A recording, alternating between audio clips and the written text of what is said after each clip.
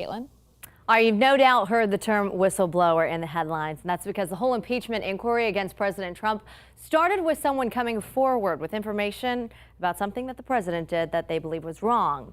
This is not the first and likely won't be the last whistleblower against the U.S. government. So this morning, we're going beyond the headline to look at how they've played a critical role in the course of our country's history.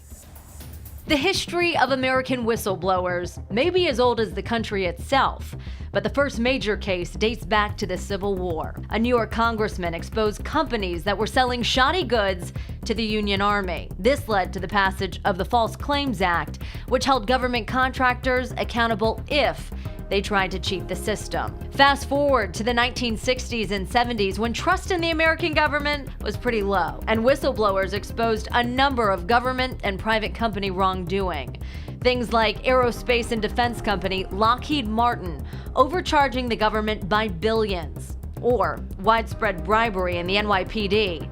And who can forget the big ones? The Pentagon Papers and Watergate. The process calling foul against the government has become more complicated in recent years, especially when dealing with intelligence and national security.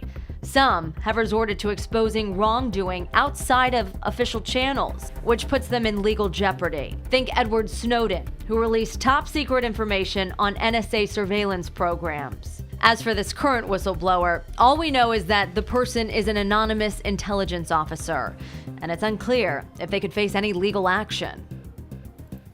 So as for the term whistleblower, there's a little debate on where it came from. Some say it's a reference to British police who would blow a whistle when they saw someone breaking the law. Others say it refers back to sports referees.